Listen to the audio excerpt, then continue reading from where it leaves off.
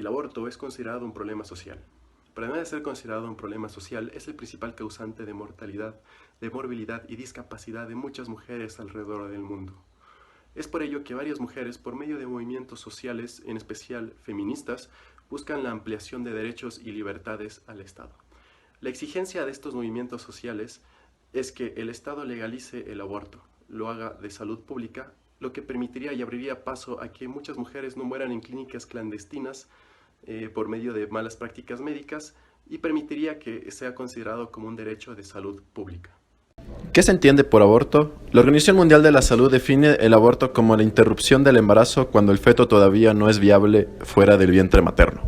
La viabilidad extrauterina es un concepto cambiante que depende del progreso médico y tecnológico, estando actualmente en torno a las 22 semanas de gestación. Ecuador y el aborto. En Ecuador hay solo dos caminos legales para llevar a cabo un aborto: si la vida de la mujer está en peligro o por violación a una persona con discapacidad. La posibilidad de ampliar esas opciones se analiza entre las reformas al Código Orgánico Integral Penal, COIP. El 25 de julio pasado, organizaciones pro derecho de las mujeres presentaron propuestas a la Comisión de Justicia de la Asamblea. La idea es reformar el artículo 150 e incluir una nueva causal: el aborto no punible por violación en general. Ecuador es el tercer país de la región con el mayor número de adolescentes embarazadas entre 10 y 19 años. Se ubica detrás de Nicaragua y República Dominicana. Según el COIP vigente, se considera violación toda relación sexual con niños y adolescentes menores de 14 años. Según datos del Ministerio de Salud, en Ecuador se registraron 413.318 nacidos vivos de niñas y adolescentes desde el 2010 hasta el 2016. Por eso, despenalizar el aborto es urgente. El contexto en el que nos vamos a situar es el de una sociedad profundamente conservadora.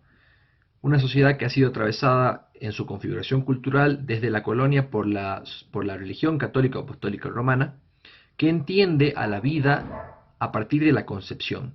Es por eso que tendrá posturas irreconciliables con movimientos más liberales que se sienten identificados con el argumento de la decisión de la mujer sobre si dar a luz o no al feto que lleva dentro. Posición y justificación. Legisladores a favor de la legalización del aborto en Ecuador. La postura pro aborto parte desde una concepción de protección de la vida e integridad humana en sociedades que se lucran mediante la práctica de abortos clandestinos. La ineficiencia del sistema de salud pública en temas de prevención de abortos y socialización del uso de métodos anticonceptivos obliga a la sociedad civil a autoeducarse y gestar procesos de difusión de conocimiento frente a una sociedad desinformada por la institucionalidad. La decisión de continuar o interrumpir el proceso de gestación de una madre es únicamente decisión de la progenitora.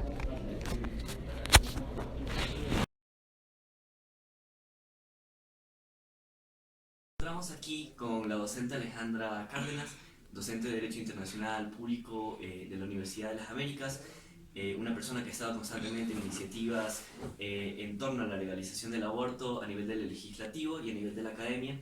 En ese sentido, nos encontramos en una entrevista para desentrañar algunos aspectos respecto al aborto, y yo quisiera preguntarle cuál es la importancia de la legalización del aborto en el contexto actual del Ecuador, siendo un tema tan controversial en la arena política. Bueno, muchas gracias por la entrevista. Es un tema súper importante. Felicitaciones porque ustedes como estudiantes están abordando temas tan importantes y tan complejos y tan controversiales. ¿Por qué es importante despenalizar el aborto? Porque resulta ser que no existe solo una forma de abortar, es decir, no es que solamente tenemos relaciones sexuales irresponsables y posteriormente abortamos. El aborto es un problema complejo y es un problema social. Es un problema que se produce a partir de la violencia intrafamiliar y de la violencia de género que está tan enraizada en el mundo en general y por supuesto en la sociedad ecuatoriana. Entonces, hay algunos países que ya han tomado iniciativas respecto a temas del aborto. Y ese es un dilema o un retroceso quizá para una constitución tan garantista en el estado en el que nos encontramos. En ese sentido, ¿bajo qué circunstancias o bajo qué parámetros proponer la legalización del aborto ante un legislativo tan que rechaza tanto estos temas a nivel del legislativo? bueno, yo creo que tienes que tomar en cuenta que aquí nuestras posturas religiosas, nuestras posturas dogmáticas tienen que quedar en un segundo plano frente a lo que consideramos una ética pública. Es decir, nosotros tenemos un mandato constitucional, un mandato que garantice el derecho a la igualdad, que garantice el derecho a la vida libre de violencia, que garantice el derecho a escoger cuándo, cuántos hijos tener, frente a la posición religiosa, la posición dogmática, la posición política que tú tengas.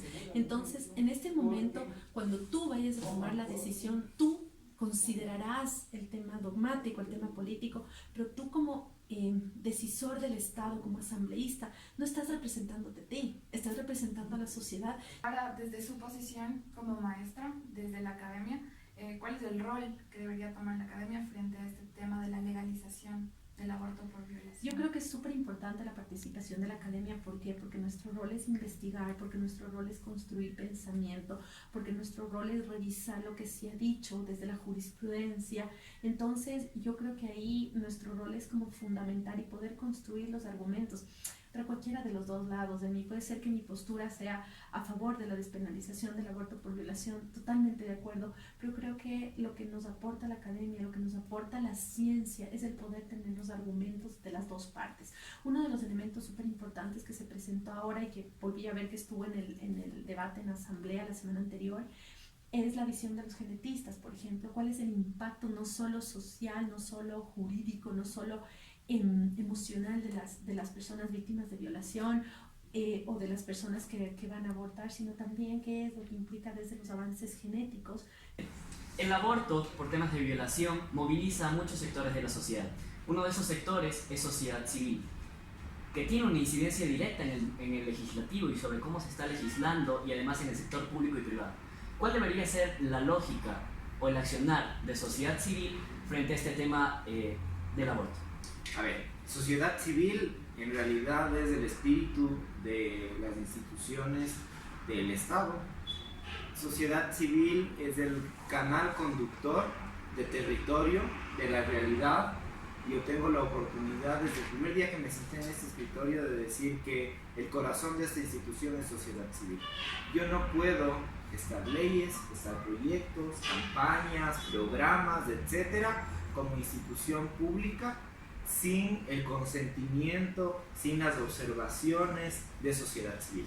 Porque ellos están en la realidad diaria. Sociedad civil se constituye en dos partes fundamentales: titulares de derechos y organizaciones que trabajan por estos titulares de derechos.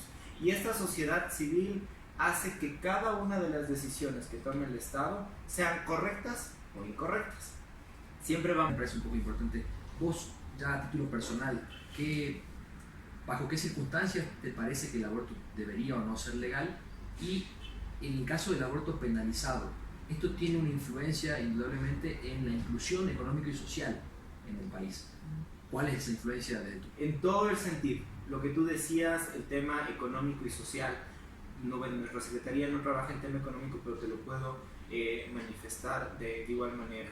En el caso de que la mujer decide o no, obviamente tiene una afectación por lo que les acabo de decir. Esa mujer pasa a depender, ella y su criatura, su hijo, su hija, del Estado. Porque si tiene 14 años, ¿de qué vive?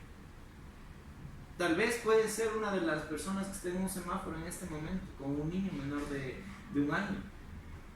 Entonces el Estado, por eso refería, cualquiera de los dos caminos que tome, si es que decide a legalizar o no, tiene que garantizar, porque en el caso de que decida legalizar y la mujer decide el continuar el trayecto y tener a su hijo, el Estado tiene que garantizar eso, justamente una inclusión económica, social, para completa, y en salud por supuesto, para las dos víctimas. Porque también esa criatura se convierte en una víctima del sistema social en que el que va a crecer, ¿sí? Porque muchos...